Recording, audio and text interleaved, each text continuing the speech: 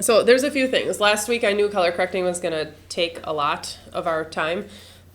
So I ran out of time to talk about your inspiration project, which actually I should have handed it out 2 weeks ago. But it's at the end of the semester, so don't worry. You're not down really any time. The only thing that you're down on is just an extra week to come up with the idea.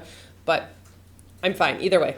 You still have plenty of time to work on this, so don't worry. It's not like I'm screwing you out of a few weeks of working on stuff. You're fine. So I do want to talk about that first because I need to give that to you so that you know this is your essentially like the final project at the end of the semester. And really the only reason I hand it out early is because there's a couple different parts to it. There is a report, and I'm bumping back the date for this one. There's essentially a report where, for this project, let me explain the project. This will make sense if I do it this way. So as a photographer, it's great to find those other artists that inspire you. So for this project, what I want you to do is find a digital artist that inspires you, something that would allow you to be very creative with your photography and essentially composite something together. We're going to start working on composites today, or just talking a little bit about it.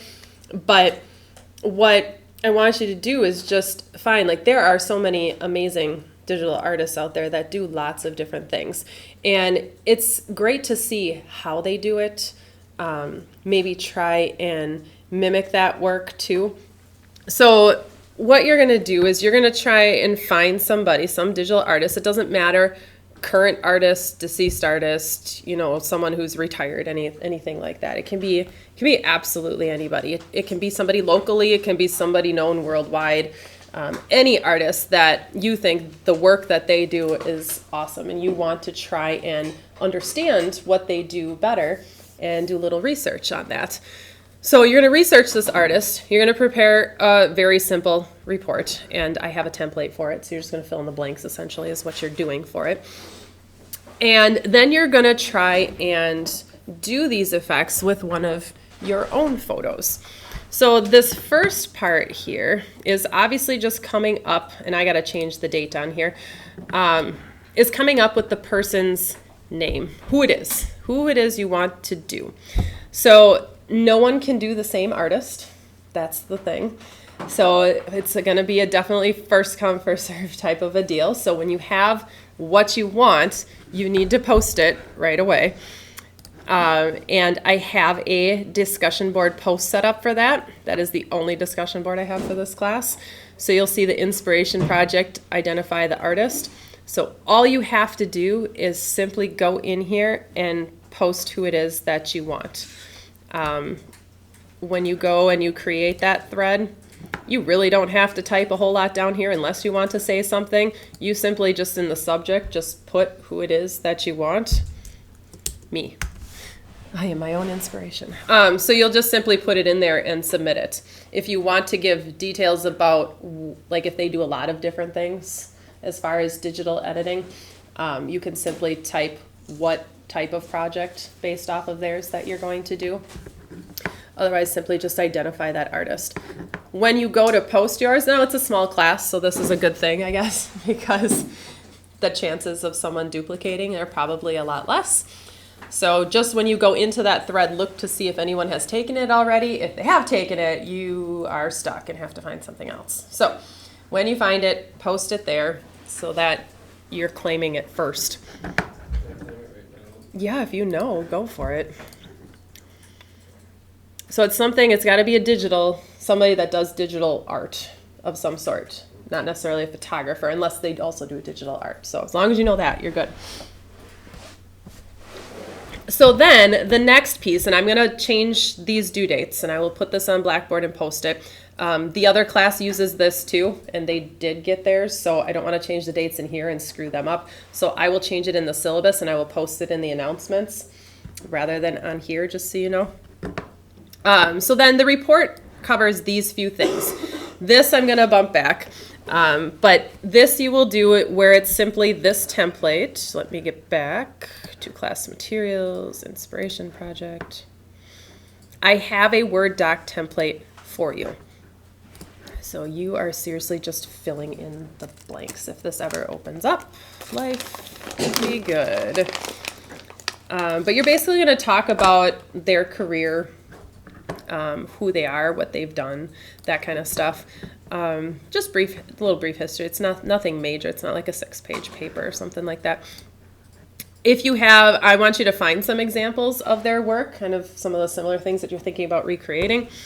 Talking about what are their techniques or styles that set them apart, not put them apart, it should be that set them apart.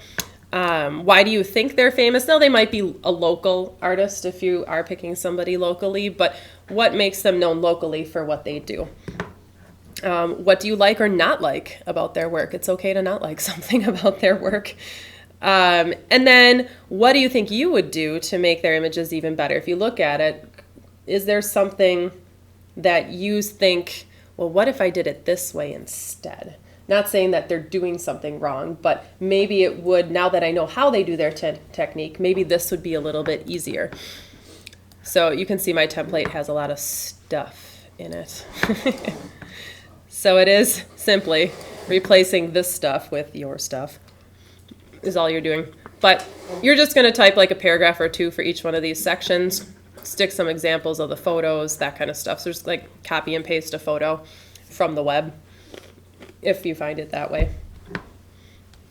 So this might only be a page and a half, maybe 2 pages once you get the images in there.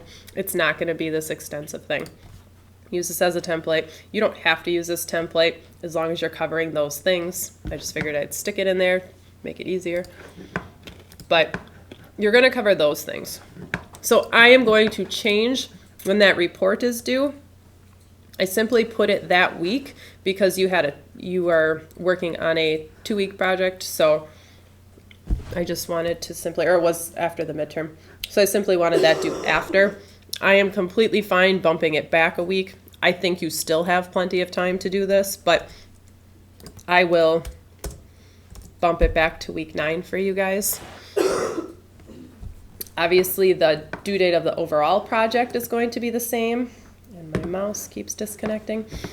The due date of the overall project at the end is going to be the same, but that report will be done by week 9.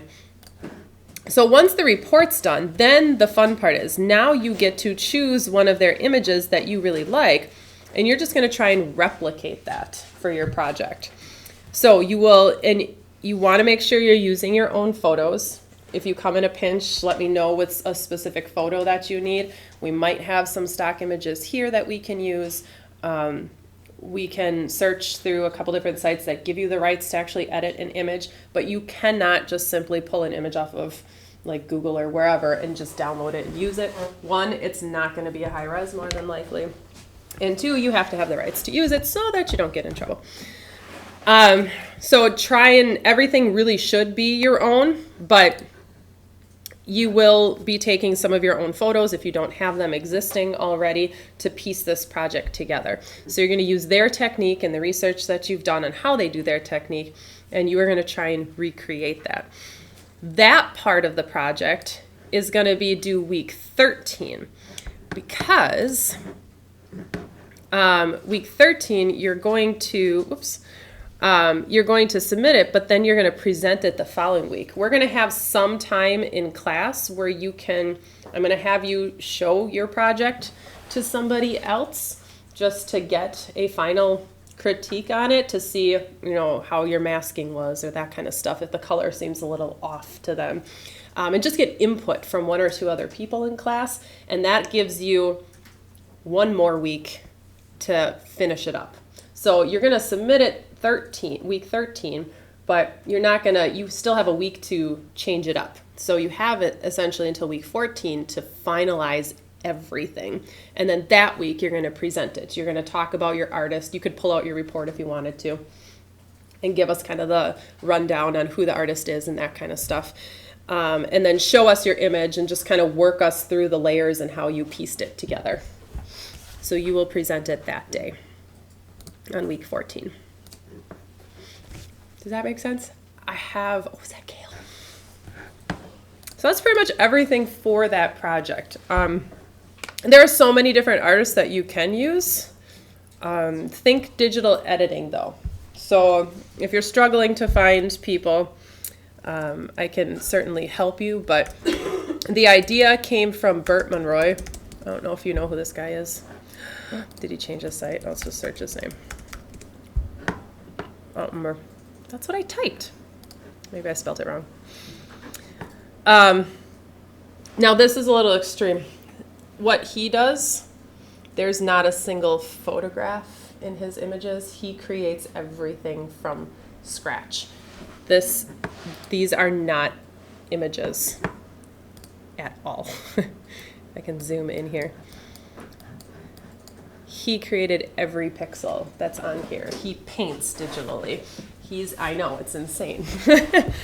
It's absolutely insane how he does it. He does it between Illustrator and Photoshop, but not a single part of this. The only thing that may be a picture would be, he always reflects a picture of himself somewhere in there. He puts a picture of himself. So probably like in a car's reflection is a picture of him. But that would be the only picture. Everything else is manually created. Not an ounce of this is a picture. This is how he makes his living. That's all he does. So he spends hours and hours on it. And the one he was most known for, that's one of them. Where's the one I'm looking for? Well, this one's crazy. This one's Damon. This one has, and I think I can find the details on it. Fine art about the artist. I want to try and find the details on the work itself.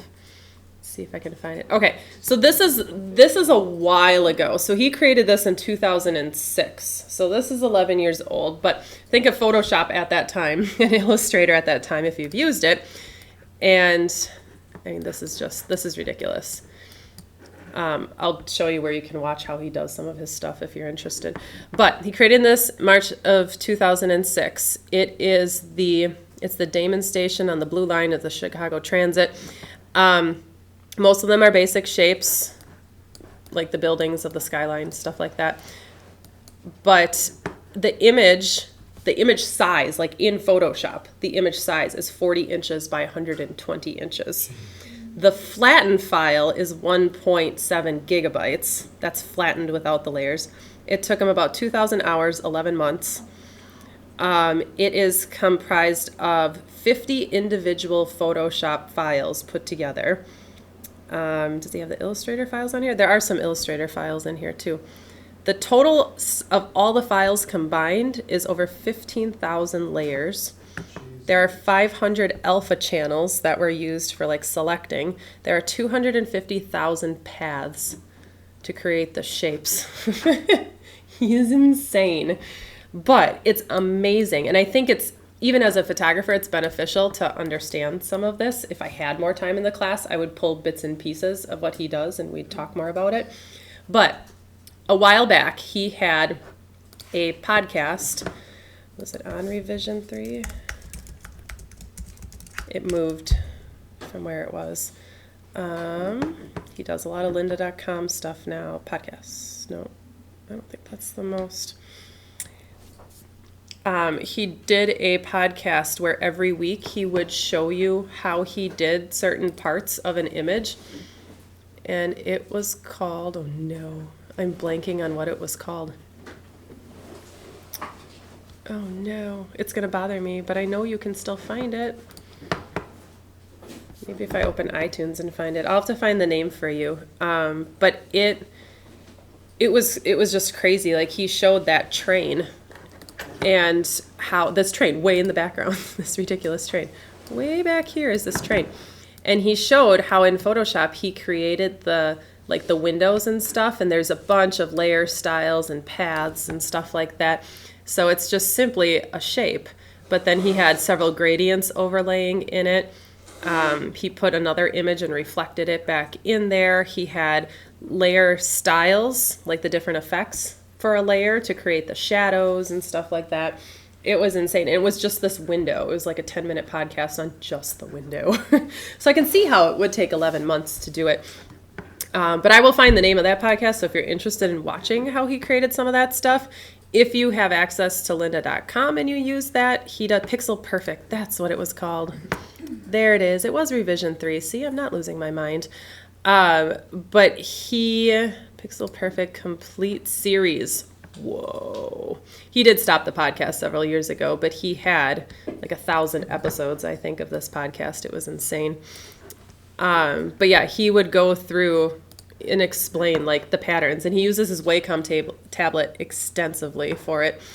But I will post a link. Yeah, there it is. We have no sound. So yeah, so he just goes through the whole process of how he creates certain things. So it's kind of cool. He does flip into Illustrator every once in a great while to show you certain pieces for things that you're creating. But if you are interested, this is a really good podcast to look at, even though he doesn't create them anymore. If you have access to lynda.com, he does something very similar to this on lynda.com every day, I believe. And they're just shorter clips. They're like 5 minutes, maybe 10 at the most.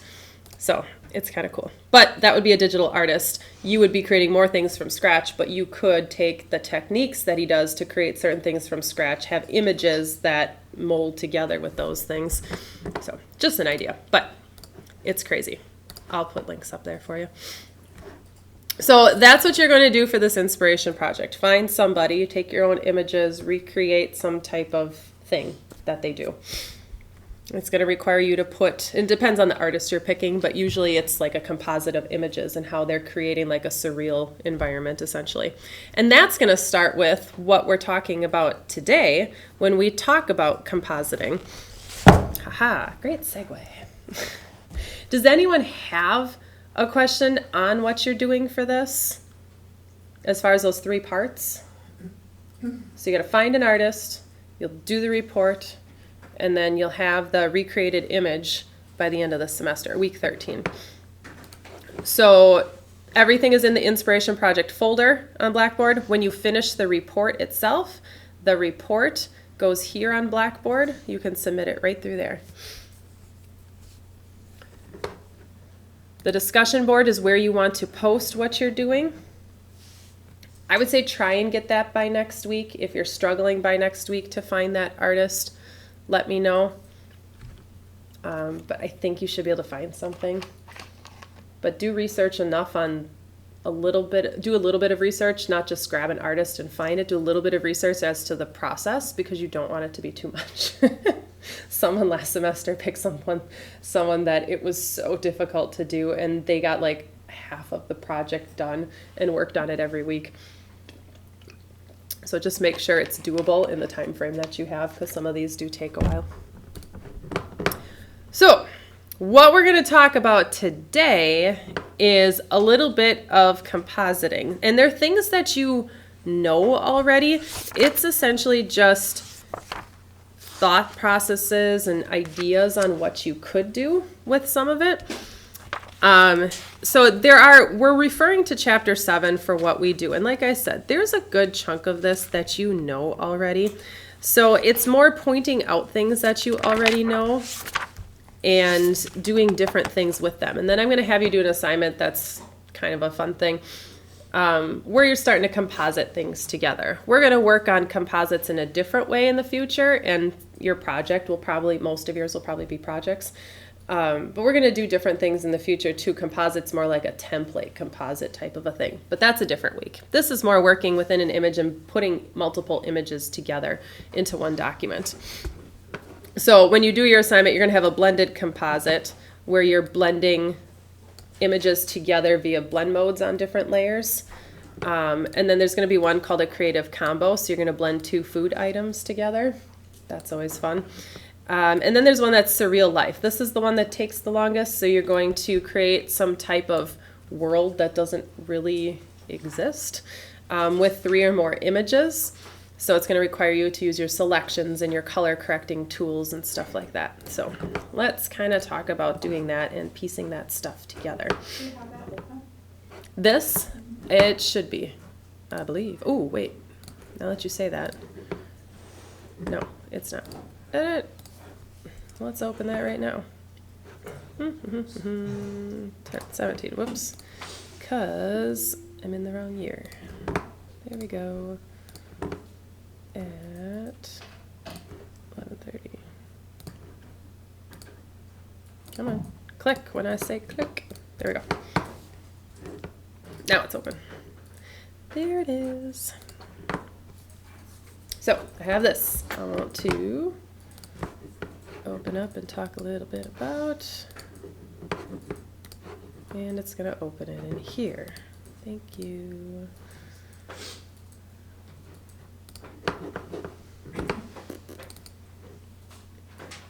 There we go. So much like color correction, I created this. Okay. So we have lots of different types of composites that we can create. There are composites that are collages, where it's multiple images combined together. There are composites that are more overlaid or blended together. And then there are composites that are photorealistic, like the example of this guy sitting on a keyboard or on a piano. So when we talk about a collage, and this is something, again, we're going to do this a little bit later, and you could think of it as like scrapbooking if you want, but it could be like building a wedding album, or if you traveled and you have multiple images that you want on one giant print, almost like a digital mat, if you want to think of it that way, where you can have multiple mat openings but do it all digitally. That's essentially what the collage is. And again, that's something we're going to do a little bit later on. The ones we're going to focus on a little bit more are things like overlaying or blending multiple images together to create an effect. That can be like this picture, which it could have been a different city background, who knows, but either way, it's a picture of two people. It has a city background if it was replaced, and then it has all the little light trails that are added in and blended over the top of it. That would be more of an overlaid or a blended type of a collage. And then, of course, the photorealism, which is something that appears to be real, but it's not. So you have a wet road with a puddle, but then it overlaid a guy swimming on the road. You find tons of these images all over the place. Photorealism is a lot of fun to play with. The hardest part of photorealism is that you have to match the color of all of those individual pictures that you are piecing together. That's the only way it works, is if you can use some of these color correcting techniques that we talked about last week to blend everything together, because the water has to match. The swimming pool water is probably very different than the water on the road, and depending on the light he was photographed in versus that light, or the light might be coming from a different direction in both pictures, so you kind of have to get those to match so it's not obvious that you have taken an image where the light was coming from the left and put it in an image where the light was coming from the right. So you do have to take all of that into consideration, and that's why this takes the longest out of anything. But those are some, and these are just some examples of things that have been done.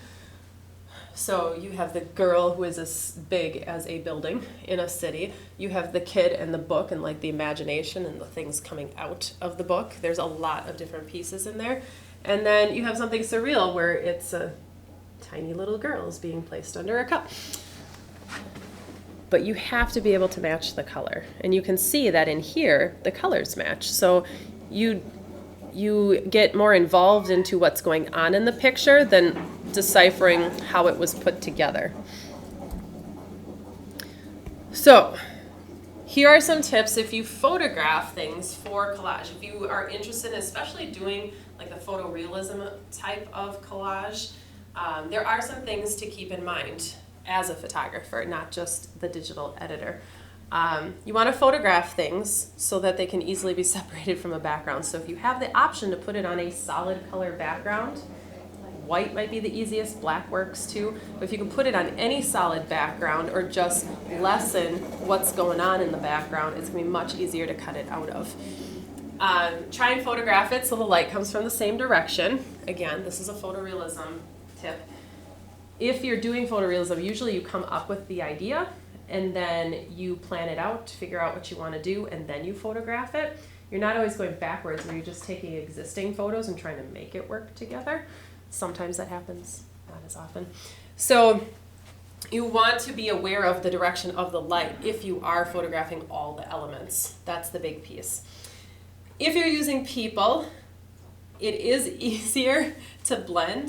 Plan on composite to not include their feet if you can, just because it is easier if you're placing a person from one background onto another. You have to recreate all the shadows for them because their feet are touching the ground. You can't just have them floating, that they will look like they're floating. So unless you want to sit and recreate shadows, and I'm not saying you shouldn't do that, but it is a little bit easier to blend them into the background if you don't have to worry about that.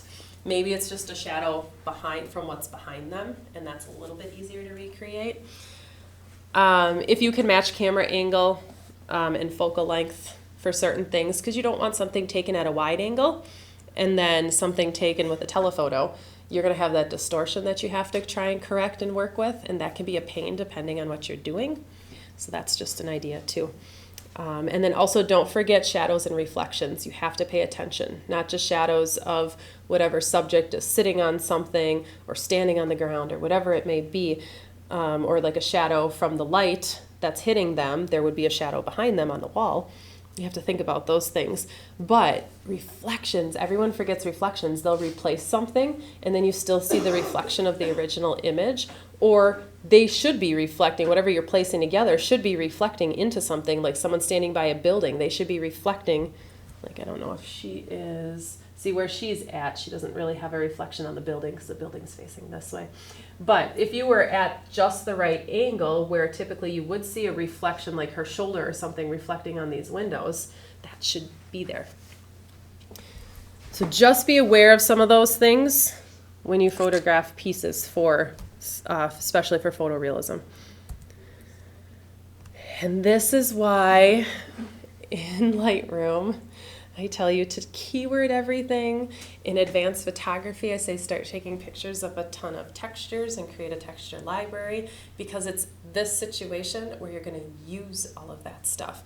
Photograph skies and clouds and buildings and random textures, bokeh images and stuff like that. Anything, you want to have that. But then when you build that library and you have them into Lightroom or wherever you have them, you want to be able to search for those things. Because like my textures are all over the place. My textures are not organized because they were on 3 different drives and I kind of put them together. So now I got to get them all into Lightroom and organize them. It's kind of a mess. So if I could just search rock, I could find a rock texture to overlay onto something, or paint peel or clouds or whatever. In Lightroom, my life would be so much easier. So I'm working on that right now. It's a work in progress.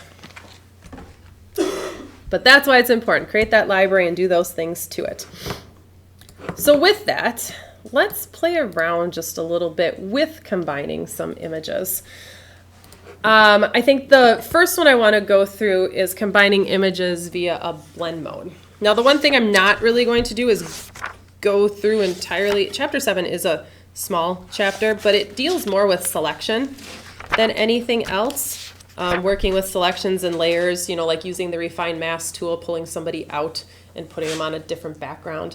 There are things that you guys have talked about before. There's maybe 1 or 2 things that I want to point out, but this chapter for you is going to be more of a reference than anything else. So just know that. So I want to do using a layer via blend modes, like a composite via blend modes first. I'm going to pick a different image just for Angela's sake because it's the same image from the other class. Otherwise I'll be using that one twice. All right, take that off. Okay, let's find a different texture. There's got to be something.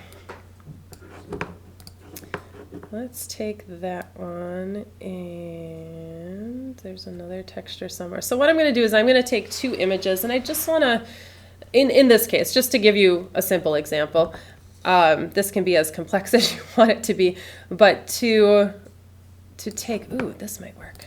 Let's try that one. I know there's another texture around here somewhere. That one. I'm just going to select a bunch and see what works, because, you know, I'm doing it after the fact instead of originally. Okay, let's do Let's do that. So I'm gonna open a bunch of images and I'm gonna try some different overlay things. Okay, so I have an image. I have a couple different, like these two textures right here will work well. It's fun to really play with an image and try different things with it to see how it looks when you put a different, lay something over the top of it and like embed a texture inside of it. So if I take, maybe I'll take this one. This one might be the easiest. And this is where your texture library is going to be your best friend because it's a little bit easier to find things. I'm going to just make sure that these are all corrected in Camera Raw, kind of. Yeah, there was not a lot of color captured there. There we go. And this one, what would it do if I did this? No. Nope, nope, nope. There. I'm going to open all these up in Photoshop so that I can use them. I probably should place them as a smart object, but I'm gonna do this first. Come on, you can do it. I don't think they're all opened yet. There they go. Oh my goodness, this is slow. We're getting there, I promise. There it is. Close, close. I don't need all this stuff open. Okay, so now I'm down to some images that I could, like this. This would be fun to either replace the door, do some stuff with, or just put an entirely different texture over this door. Or even this back building. There's lots of different things that I can do. Now, this is stuff you know how to do. This isn't anything too difficult. This is simply putting another layer of another image on top of this one and changing the blend mode and then simply masking out where I don't want it to affect. So if I want, maybe I want the door to have a paint peel on it. Let's try that. I'm going to drag this over to here. Now it was a smart object to begin with, so that did help, but otherwise if I was putting an image on top of another image, I would go under File, if you remember doing this. I go under File and either do Place Embedded or Place Linked. And then I would choose the file and it would put it in as a smart object right off the bat. Use smart objects, you will thank yourself. So let's say I placed it in that way.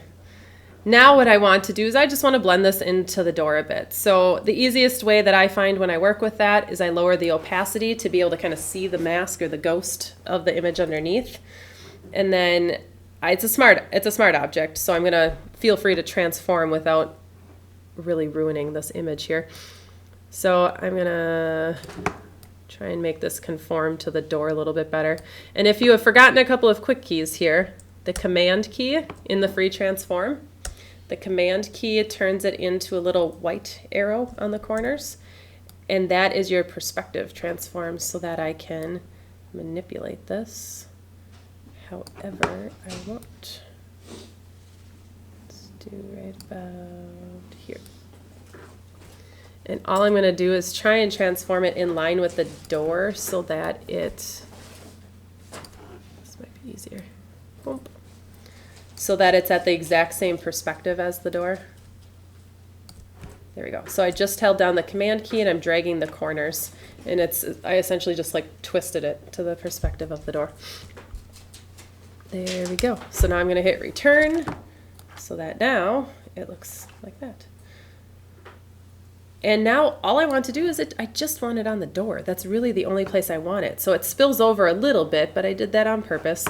So now I just simply add a layer mask and zoom in. And I can mask out the areas I don't want it to apply to. And to be honest, I'd probably use the polygonal lasso tool for this because the door has straight lines.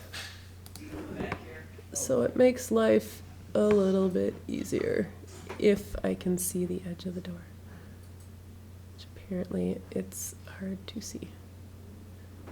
I wish I could turn down my opacity right now. And then go back up here. I'll have to clean it up just a little bit. But So I selected my door in this case. I know you may, if you're playing, you may be playing with a different image. But then I'm just going to invert my selection here, and I'm going to fill everything else with black so that I only see it on the door. There we go. That's much better. And then now I could clean up just like the handle and stuff like that on the mask. So obviously that's not where it would be. There we go.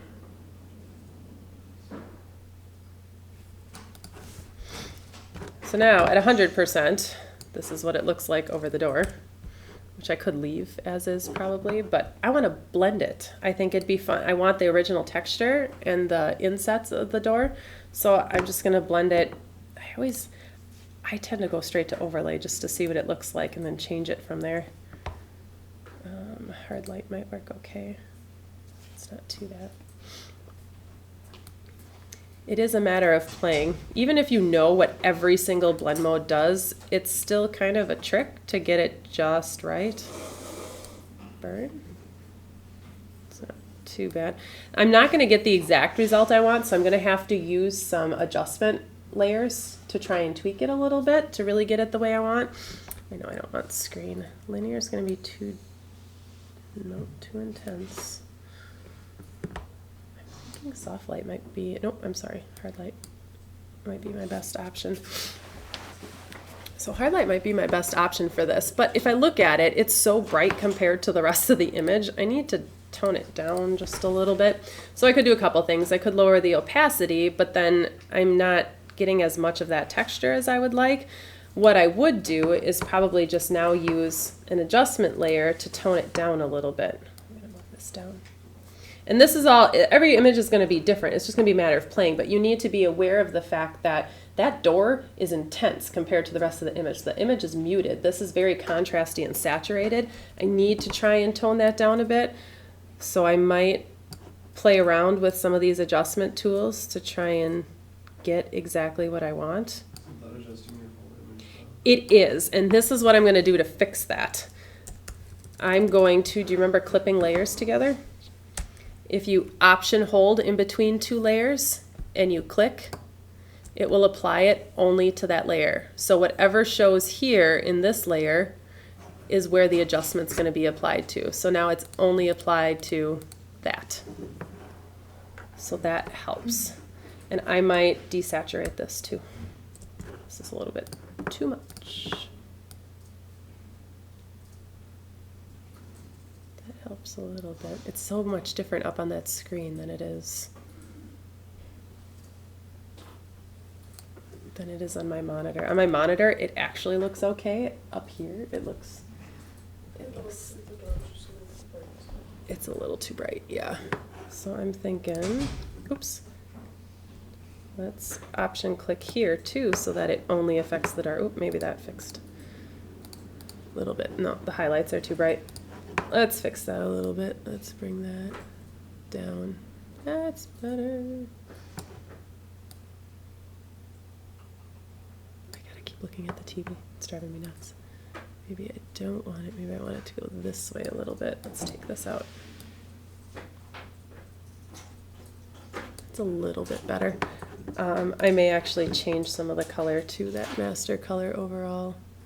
Let's go this direction. And then bring it down quite a bit. It's a little bit better. There we go. That's a bit closer. Now the color here kind of matches the brick a little bit more. The green actually kind of matches that green, oddly enough. I didn't plan that. But toning it down, so it's a matter of not just changing a blend mode, because yes, that's simple, but the blend modes don't always do what you want. It blends it the way you want, but it gives you a different result. So you're going to need those adjustment layers to really get exactly what you want with it. So just remember to think about that stuff, that it's not just changing the blend mode and you're done. It's going to be what other adjustments do I need to really make that look like it's part of that actual door, that isn't something I put in. And then that option click in between the two layers, what will clip it with the layer below. Or you could copy that mask onto those layers also if you wanted to. That would work fine. Do you know how to copy masks? Do you remember? Kind of. It's been a little while. If you want to copy a mask, you can, if you command click, this is the long way to do it. If you command click, you can make it selects the mask. And then if you simply invert your selection, command shift I, and that way when I go to my other layer, I can fill it in with black. I hope that's still my foreground color. There we go. So I can fill it in with black, and then I've duplicated it. But Photoshop recently changed how you can duplicate the masks. So if you simply option, you know how you option drag and it makes a copy of something, like a layer or whatever it is?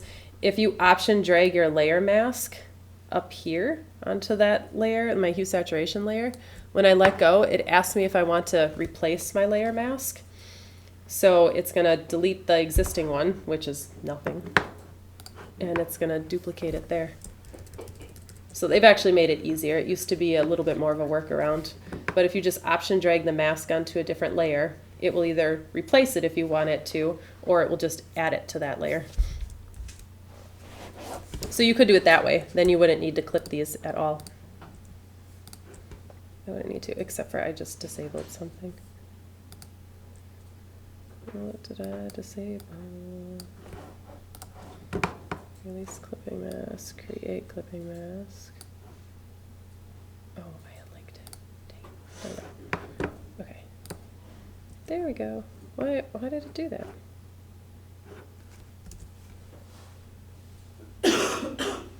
That's interesting. When I release the clipping, it changes it.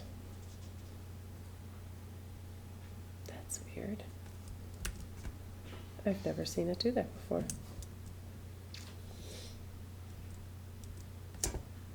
That's very strange. I don't know if it's because I did the mask after the fact. That shouldn't be the case though. I'll have to look into that more, why it's doing that. That should not be the case. If I unclip them, nothing should change. Somehow it changed the adjustment. Oh, I know why it did that. When I unclipped it, it then was applying to these two layers together. So it was applying the adjustment in the mask to these two layers on top of each other, whereas when I have it clipped, it's only applying it to this layer right here. It's not affecting the layer underneath. But because if I unclip it, it's affecting the layer underneath. That's why it grayed itself out. Okay. That would make more sense. Okay. That was going to bother me if I couldn't figure that out. So that would be a composite with a blend mode. Simply just lay a layer over the top, change the blend mode, mask it out, adjust the color as needed, and then you go from a door that's just plain white and old to a door with a paint texture, peeling paint and stuff on it, and apparently a window, a little hole of some sort. And then you're good to go. I might darken this little hole right here so that it actually looks like it did in the original picture. Is that one? So that it looks like something you're, like almost like a window that you're looking through. I might darken that, copy the layer, make that 100%, and then mask out everything else just so it looks like you're seeing through. That would probably make more sense. But that's essentially what what you would do with that.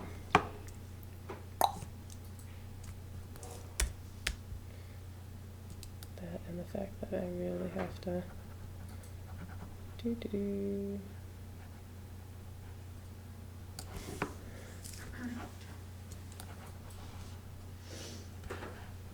There. Obviously I would also do a better job of masking this, but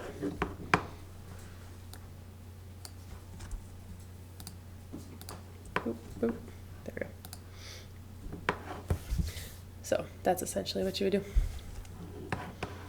Does that make sense? That one's not too bad. Okay. So like I said in the thing here, if I can get this to do what I want it to do, why are you not kidding me? Open up. Thought I left it open. So the collages we're going to come back to, it's this photorealistic one that I want to spend a little bit of time on, just thinking about what you would do, coming up with the ideas and things like that.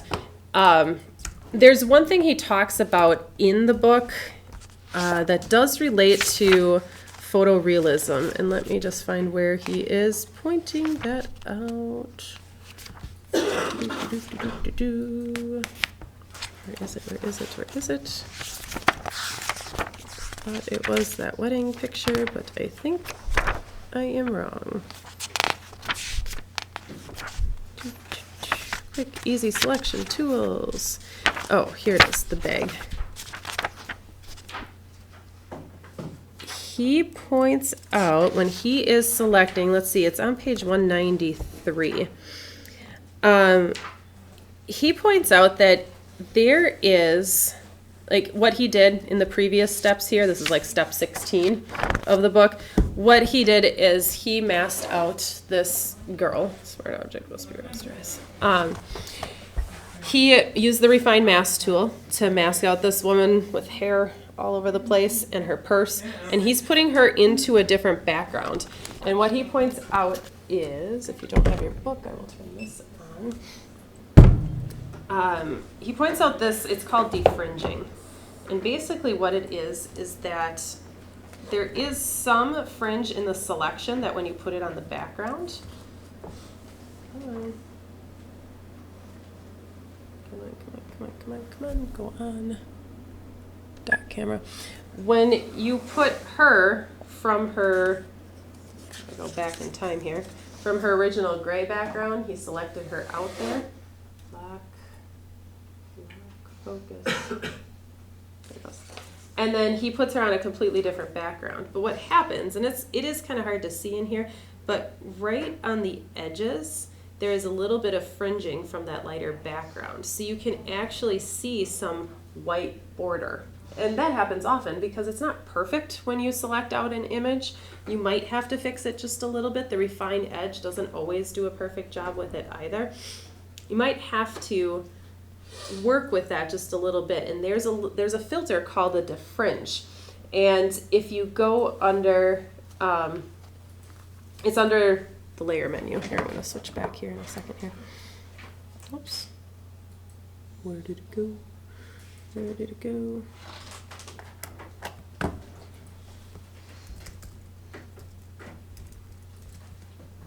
Come on. Uh-oh. Is mine hidden? Mine's disappeared. I want to show you that. Oops. My kale is coming to life here. Why am I not finding this at all? Oh. Was that the unveiling of that new burn tower that they were doing? Oh, did you get to go photograph it? Yeah, and person who's in PR wanted some photos. Good. Like, That's awesome. I have a spot on the server. You can put those if you want. yeah. So I'll show you where that is. Click back on the subject layer in the layers So sorry for panel. not, like, calling you right away or emailing. Wait a minute, Just it's gonna at the photograph very them having the flag up bottom. and doing all that. Click back on the subject layer. Come on. Why are you not?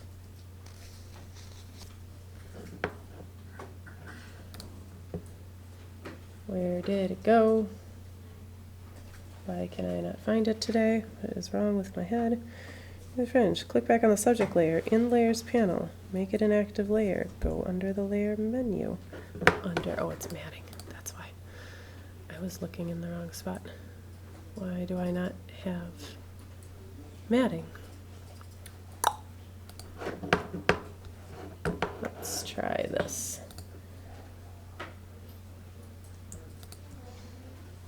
I'm gonna try something here.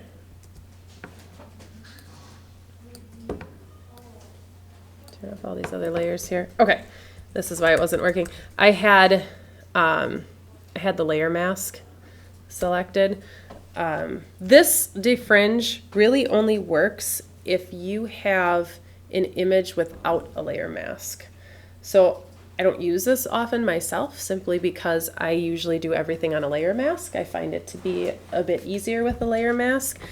But if you want to use this option, what you would do is this image would be on a layer by itself without a mask. All I did was to get it that way, in this case to show you, is that I did my command click on my layer mask to make a selection of the mask. And then I went back to the image thumbnail of that layer and I simply just duplicated it. I just did command J, so it only duplicated the part of the image that was within my selection. So what I did was create a layer without the layer mask of my door, or my texture for my door. So on this layer, if I want to defringe, now I can actually use this. I can go under, and it's in the layer menu. That's also why it wasn't coming up when I searched, because it was disabled. And I go to defringe. It's under matting. And then what you do is you select so many pixels, and it's kind of a guessing game. So there's not really like a best number to use. I would say start with 2 on a high-res image. You might go up from there, but I would say start with 2. So what happens is when I do that and I click OK, what it does is it essentially takes those edges and it kind of wipes out those couple pixels around the edge. So what it did is it just took, I don't know if this will allow you to see it easily. You can see that harsh edge right there. Oops, right here. Oh, it's so hard to see it. I'm trying to it's so hard to see on here. But what it does is it kind of removes those outer 1 or 2 pixels. Oh, you can see it right here. Right there on the edge. Oh man, you guys can't see it, I can. Trying to get it so you can see it. You see there's a couple of pixels right here that disappear. It changes it. So it smooths the color. Essentially what it does is it kind of blurs the color of those edges so that it's expanding 1 or 2 pixels in out to those edges, removing that white border based on what you chose. Oops, too far. So I don't know how well you can see that, but it just blends that in a little bit more. So that defringe is doing exactly that. It's removing those edge fringes. So if you have a white background or something that's very obvious, you have that edge to it, the defringe is what you want to use. It's just replacing the outside pixels. I said deleting originally. That's not what I meant. So when it comes to photorealism and we're placing an image on another image, we have to think about reflection and color and all that stuff. So if I go back to this image, I'm just going to keep adding on to this image. Are you doing like those funny 80s portraits where you have someone like... Oh, we should. You know what I'm talking about? Where they're looking up in space. Up into space, and like their cats in the background. Yeah. Yep. That's exactly it. So, I'm just going to keep adding to this. I'm going to try and do some type of photorealism with it. So I want to add an image in here. Now, obviously, this is something I would have or should have planned ahead of time of what I wanted to do. But let me find... I could take this. I photographed it for this sticker. I'm trying to think what I want to stick in there. I might have to grab a different image to try and stick it in there. What if... It's hard to come up with this one on the fly. What if this door was replaced and it looked out onto like a scenic view or something like that? Let's do that. Let's put some magical... Here we go. Let's put a modern house. That would work. Let's stick that house in there. This house is insane. It's weird. It was really cool though.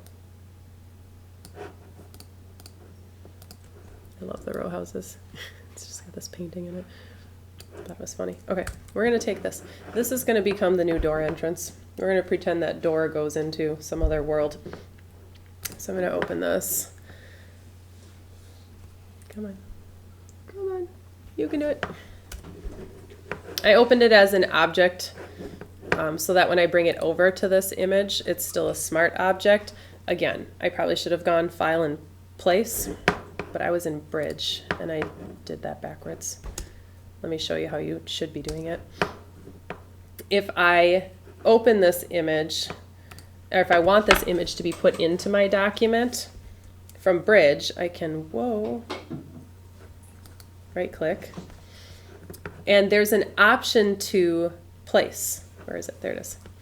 There's an option to place. I can, from Bridge, if this is the easier way. I like seeing my things rather than go through File and Place Embedded or Place Linked to do smart objects inside Photoshop, because the problem is that when I do it that way, I'm flipping through so many images and it's much harder to locate and find those images.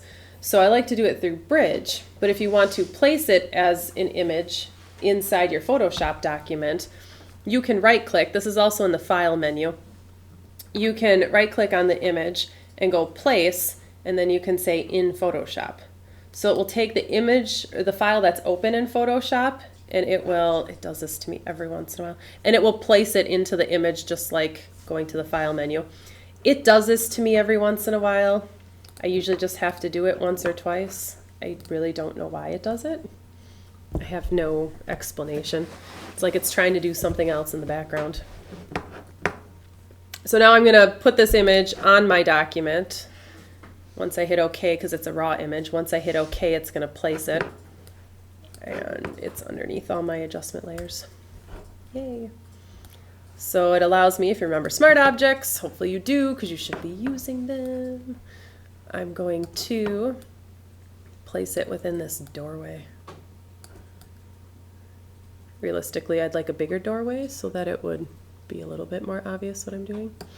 But I'm going to place it here, hit return to accept the transformation. I'm going to move this up to the top. What did you do? Oh. It unclipped all my layers. So now I would just mask this out to the doorway.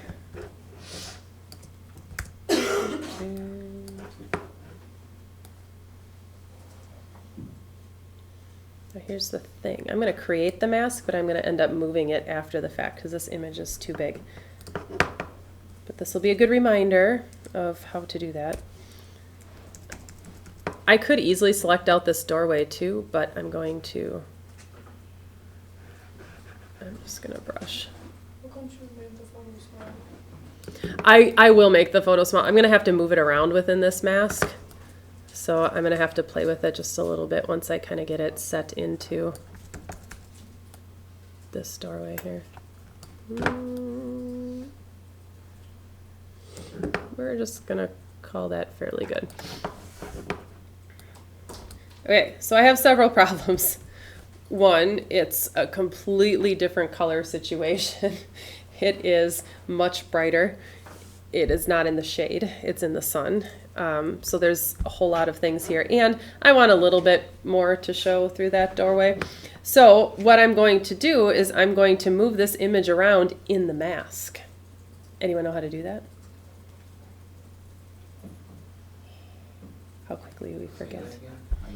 I want to move this image around, but if I use the move tool right now, it's going to move my mask.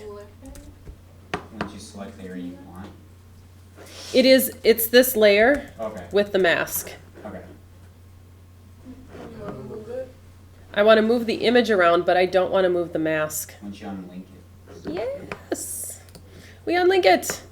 I unlink the mask and the image itself, so that now when I use the move tool, as long as my image is selected, when I use the move tool, I move the image around within the mask.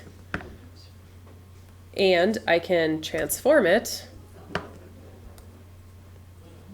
when it's not linked. Or just erase the area you want. No. I could, but that's more time. True. There we go. I can transform it without transforming the layer mask because they're not linked together. And then when I'm done, I would link it because I will curse myself if I don't. Some of you have done that, so you know exactly what I'm talking about. So I moved the image around within the mask and I transformed it smaller. So it's pretty much where I want it to be. Obviously the next issue then is the fact that it is so much brighter than the rest of the image. So I'm going to have to do the exact same thing. When we work with photorealism, we need that to try and match what the main composite looks like. So this is way too much. This is insane. So I'm going to have to do the same thing. I'm probably going to want to use an adjustment layer. I'm probably going to clip it to this layer so that it only affects that image. So I could try and see if I just duplicated this curves on this layer, what that would do. Clip it. I don't know that it's going to be perfect, but it might be a good start. Yeah, it's really not even close. I tried. Okay, let's brighten this one up. The difference is this door is in the shade. This door is kind of where the sun's coming, so I do need to bring some of it back. And going through a doorway, it's going to be a little bit more shaded, so I am going to have to work with that a little bit. Let's try this. The saturation probably isn't as big of an issue.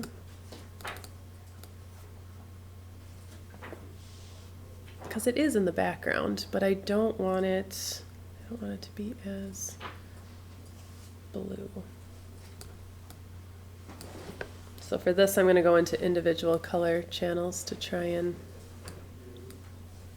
darken that color a little bit. That helps. It is so much different on those screens. It's ridiculous. And the other thing too, I mean, you have to think of all these things. The sharpness of that image versus the sharpness of here. My depth of field in this image, the detail starts to fall off further down versus up here. I have more detail up here, and my depth of field it's a fairly big depth of field, but it does start to lose a little bit of detail. So if I have some of this detail lost here, and then I have a ridiculously sharp image in the background, it's going to be pretty obvious that I placed it there. So it really is a matter of thinking of all tiny little aspects of what I'm placing there and how it affects the rest of the image. So I actually need to take out some detail in this to the point where I might want to actually do a bit of a Gaussian blur on it to tone it down a little bit. I'm gonna move this over so I can kind of compare. And now this is a smart object, and that's another reason why when you're building things, do it as a smart object, because when I do this, or should I do, maybe I should do a blur gallery. That might actually work better.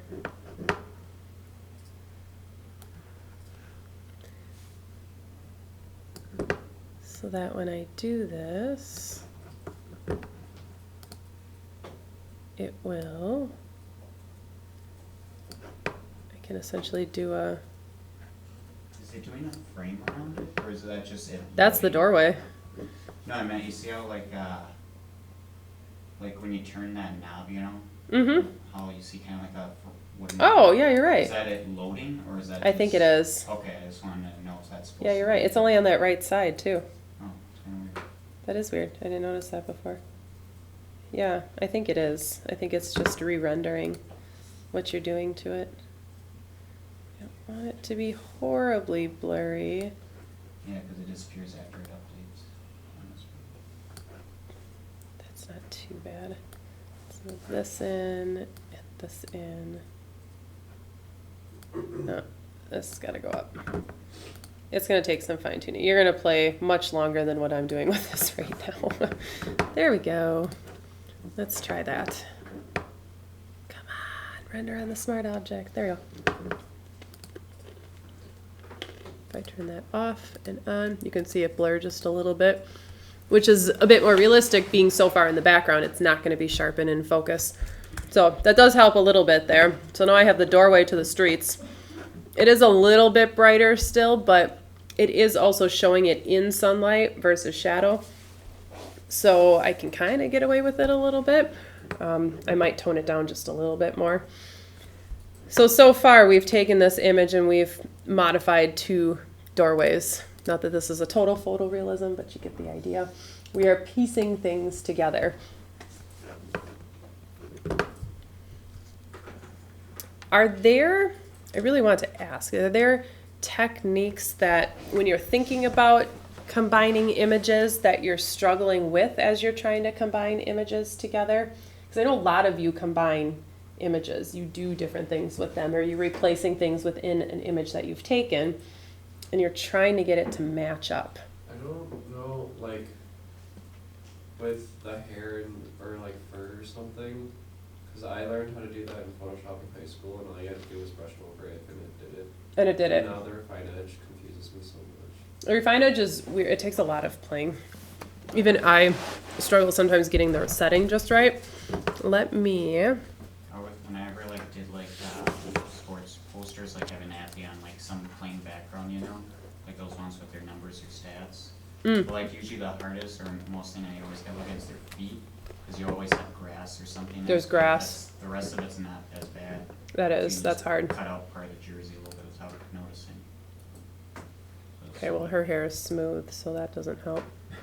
Nope, not that one. Let's find something that's a little bit, still too easy.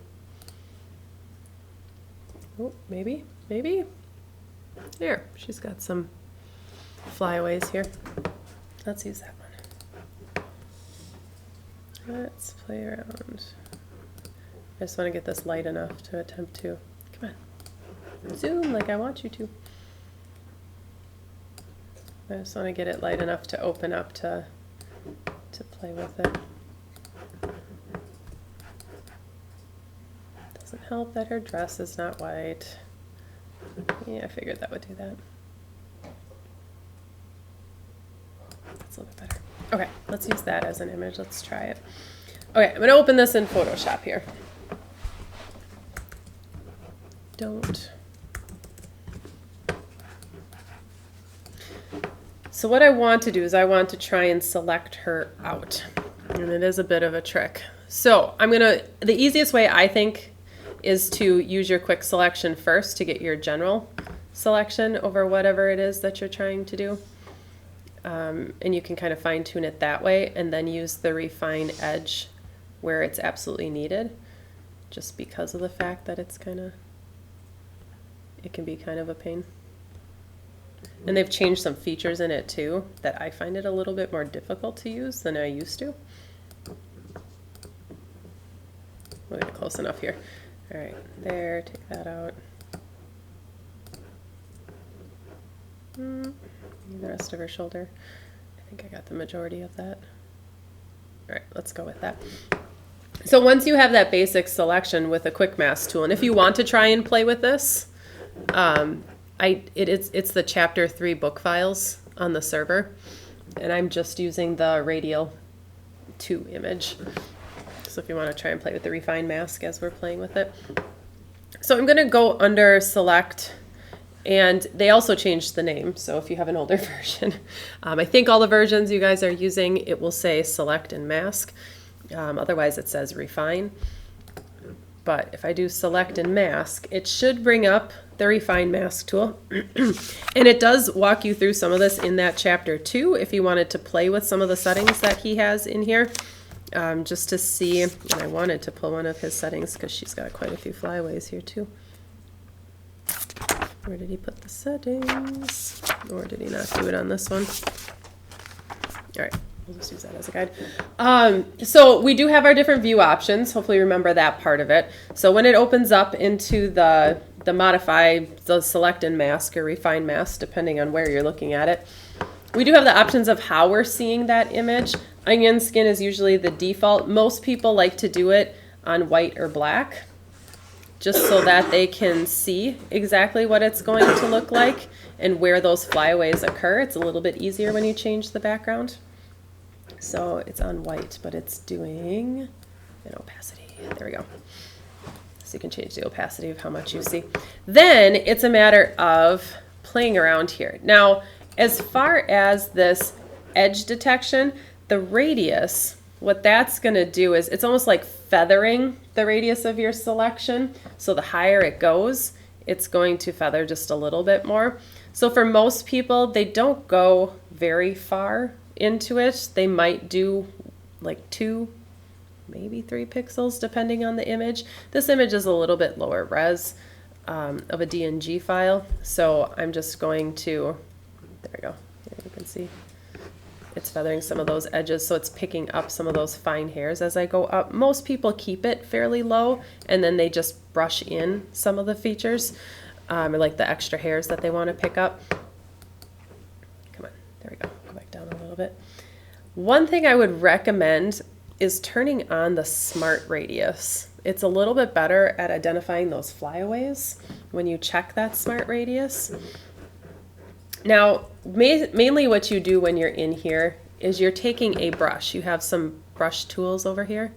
This main brush just brushes within your selection. The quick selection tool. We have the refine edge brush is the second one. That's the one that you're going to want to use. You have some other selection options here to make selecting easier, like your lasso tool. But the refine edge brush tool is probably what you're going to use more than anything. And basically what you're going to do, let me try and find some of these flyaways here, is you're going to just start brushing over those edges. What most people do, it does it both ways, where I can brush over her hair and try and take out some of the selection to bring back some of her hair. Or if you brush over the background in these little spots where there are still some hairs to pick up, you just brush over that a little bit and it recognizes the difference in the pixel, like the colors in the pixels, and it starts to pick some of that up. So I can, oops, see, it's a little bit too much over here. The problem I have is this window. This window is going to give me lots of problems. So the trick is to use your plus and minus here. Come on, thing. Because I'm zoomed in too far. This image is not a high-res image. So if I hold down my option key, it switches it to minus or plus. So if I do a minus here, I can kind of take away some of those edges. Like this is really bad here. I might just take out, come on. Come on. Oh, because I'm gonna need to, is it gonna allow me to take that out? It's gonna do too much of it. Darn. I was hoping it would.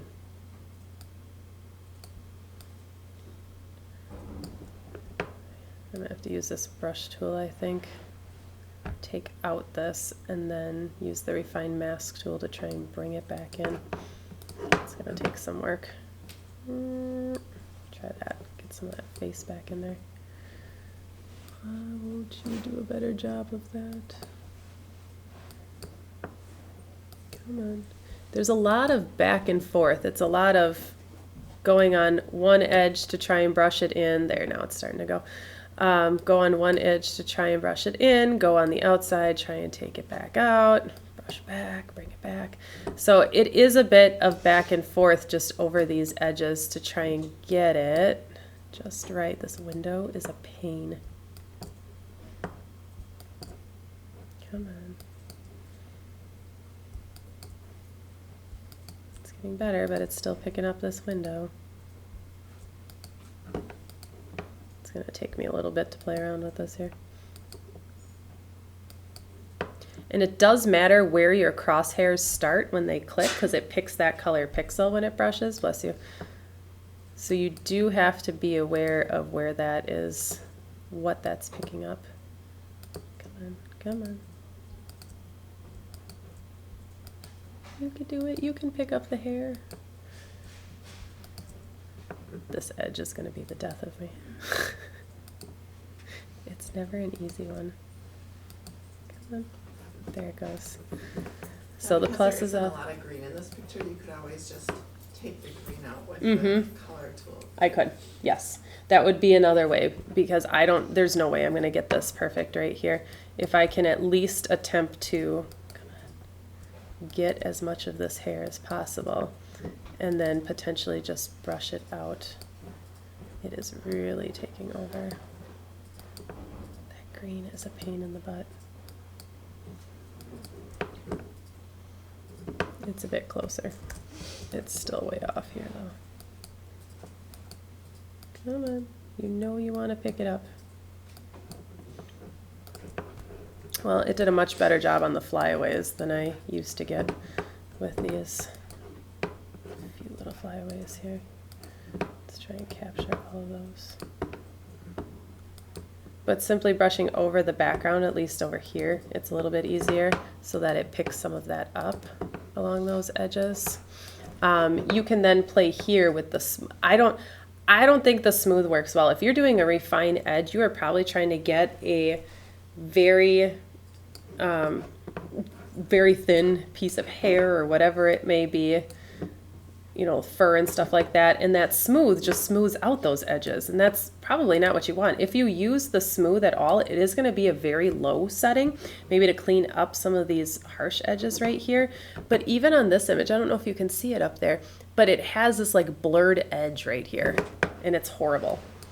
Most people say don't even use the smooth slider, especially if you're doing it with hair. Feathering you can use, but I still don't think that's going to be a bonus.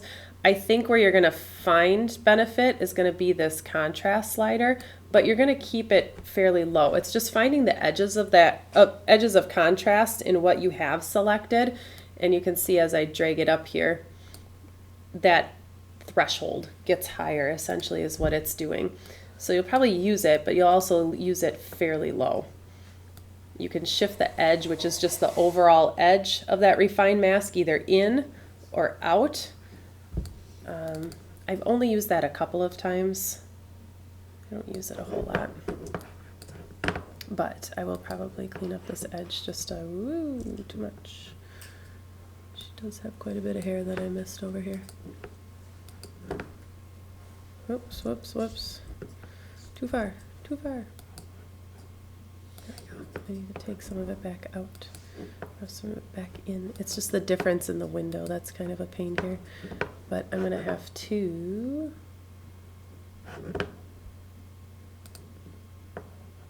take some of this stuff back out. And you don't want to brush too much at one time either in certain spots because it becomes kind of ridiculous.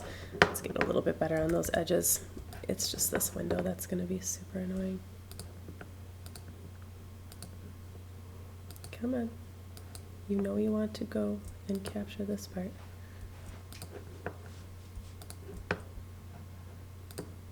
Wow, these edges are kind of nasty over here. It's getting closer. It's getting closer.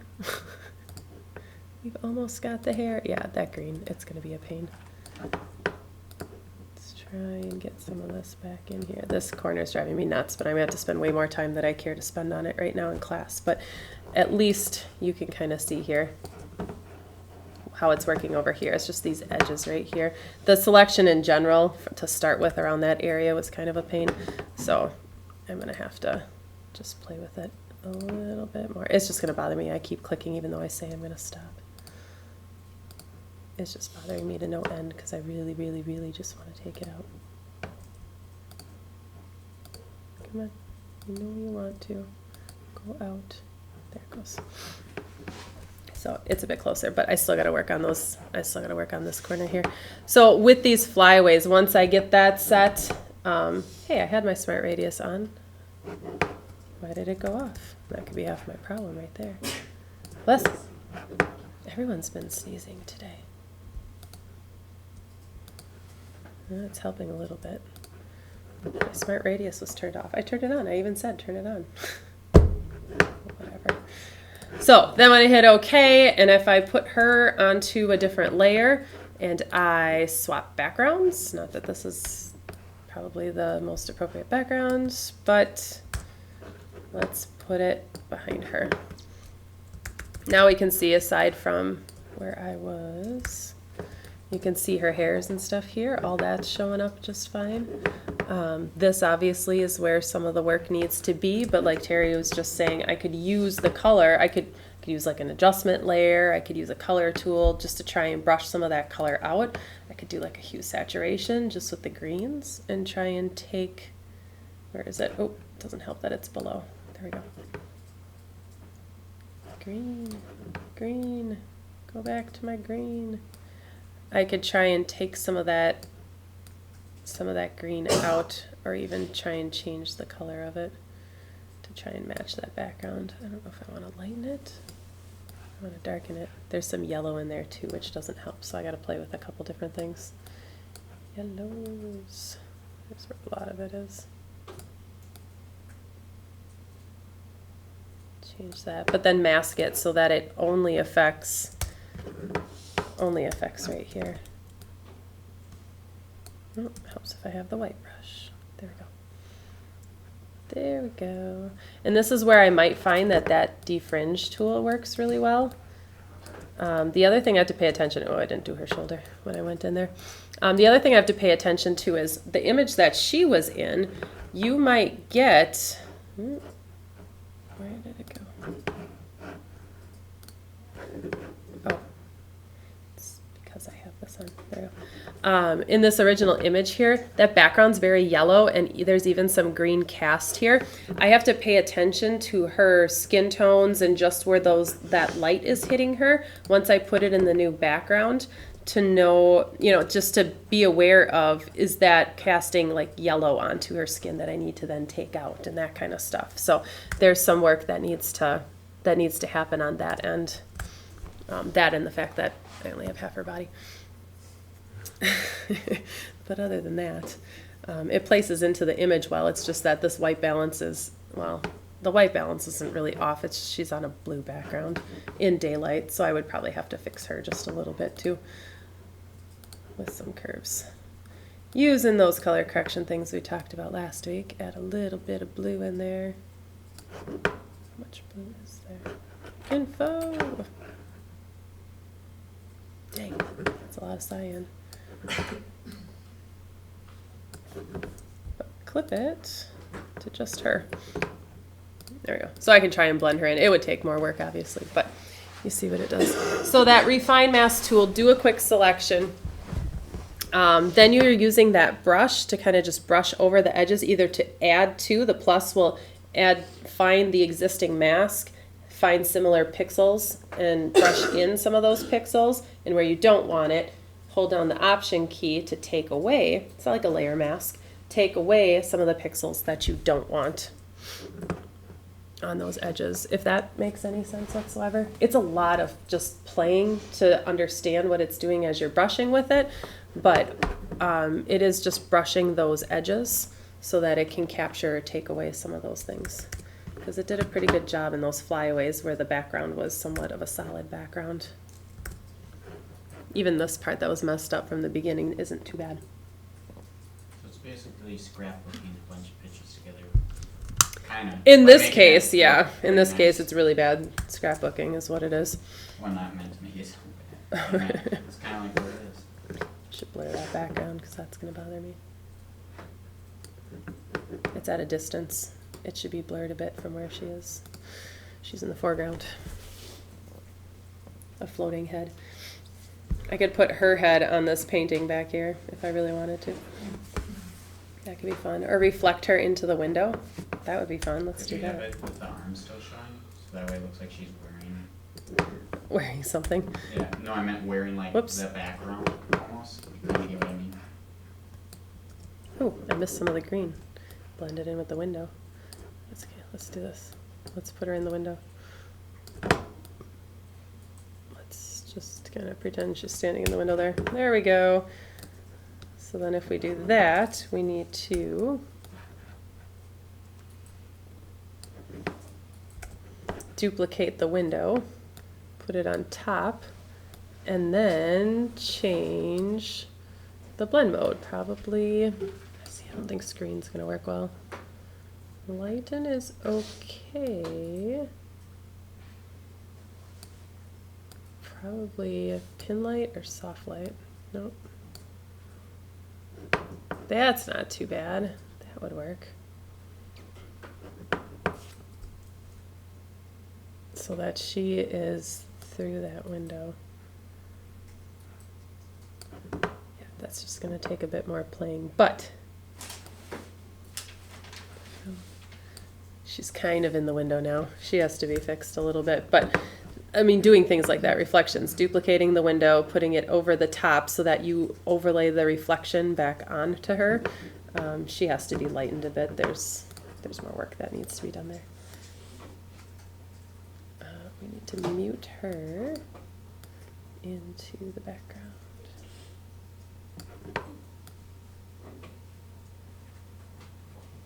Does help a little bit. There, so she's kind of in the window now. So those are some ideas for compositing images. It's all techniques that you really know how to do already. It's just you have to think differently. That's really what it is.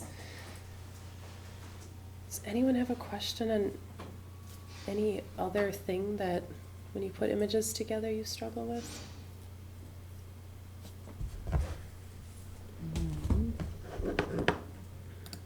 Okay, I want you to have fun with this assignment. Is there like, I know like how we said shadows and that, but what is kind of like, I know like one of them said we had to have kind of, is there a certain amount we had to have on them, right? Like for each 3 images? This surreal life. Okay. That one you need at least 3 images that you're combining together. Is the food combo gonna be like an animal morph kind of type of thing? Oh yeah, yeah. It could be kind of like an MMORPH. Like if you had a, let me go to this website. An apple and an egg. If you want good ideas, oops, not 100, worth 1,000. This website is changed. It's now a part of Design Crowd. All right. Okay, Leo, you see that one? Yeah. Worth1000.com is now apparently Design Crowd. But what they used to do, preserved Worth 1000 content here. There we go. What they used to do is they had, and I believe they still do. Yep, they still do. These are open.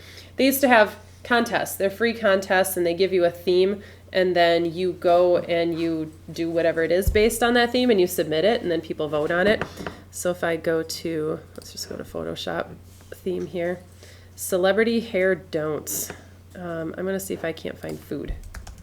Because that's really what I came here for. Oh, mealtime mashup. This is where the idea came from. They do this all the time, where you take fruits or vegetables and you make your own new fruit or vegetable from it. So this is a cucumber, but they replace the inside of the cucumber with a kiwi. I don't know if they gave it an interesting name, but, and you can win prizes. If you're really into this, you can win prizes. So here's some ideas here.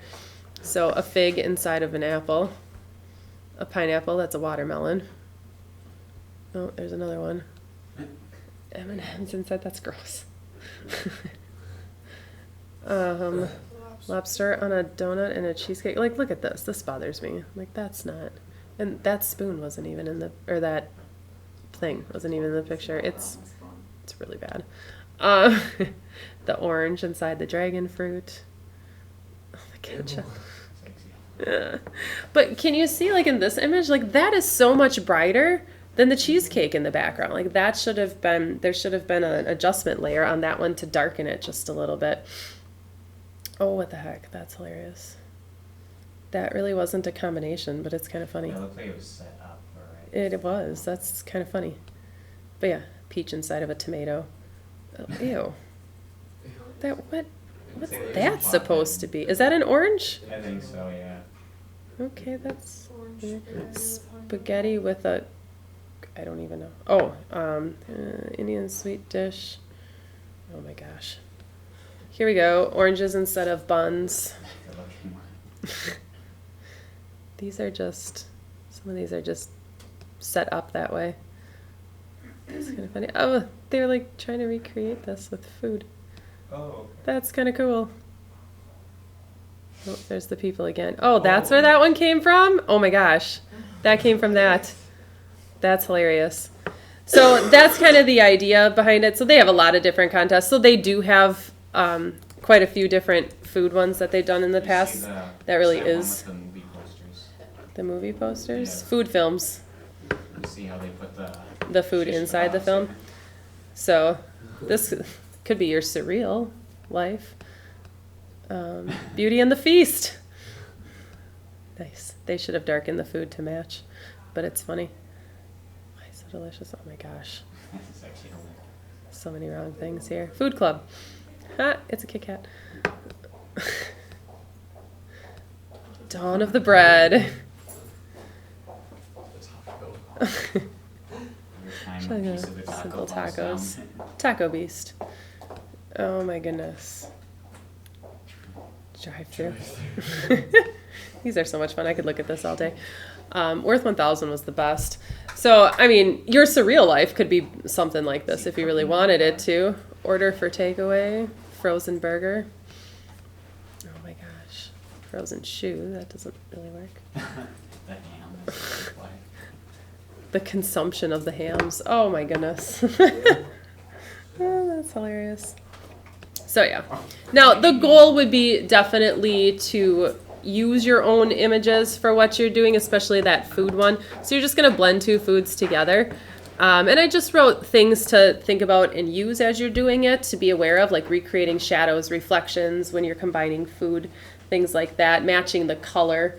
So if, you know, like the flesh of the kiwi doesn't quite match with the edge of the flesh of the cucumber, to try and blend those and color correct it where necessary to put those together. So that's going to be your creative combo. I would really like you to use your own images. If you're using an image that is not yours, it has to be public domain, or it has to be royalty free. So you can go to search.creative commons. I will put this link in there. Again, I would much rather you use your own image, but this at least is going to show you ones that people have given the rights to use. So you can use that. Don't do clip art type stuff. You know, make it as realistic as possible. Did I click on Google when I did that? I did click on Google. I thought I clicked Flickr. There we go. To be able to get to exactly what you want. It is, I'll put the link up there. We used it in the DSLR class. It's search.creativecommons.org.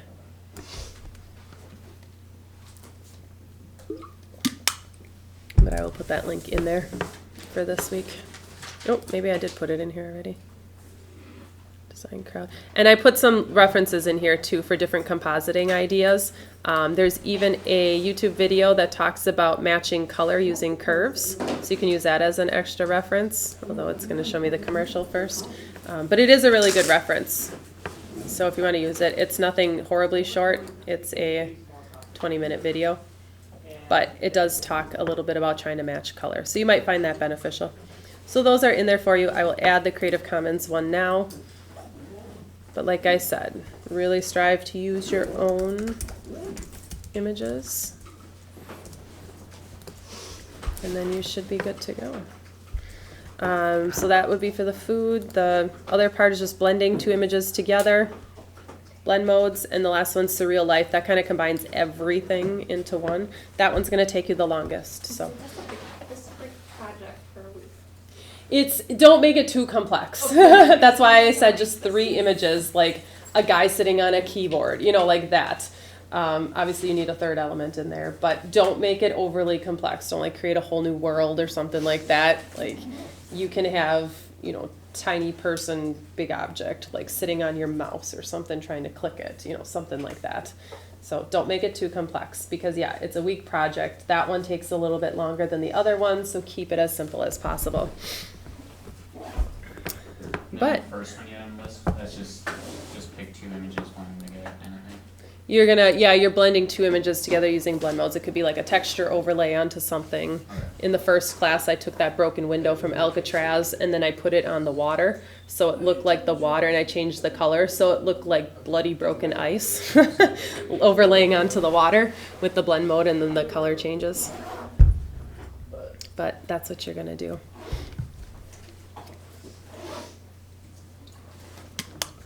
Even before we were talking about the composites, I was looking at like artists for the other project, and I was looking at this, and then you were like, "No, we can go to composites." And I'm like, "What's a composite?" I was like looking at them while you were like talking. Oh yeah, I saw some of them up there. The poodle cotton candy. There's a whole lot. Yeah, that was funny. Yeah, there's like a That's labradoodle with like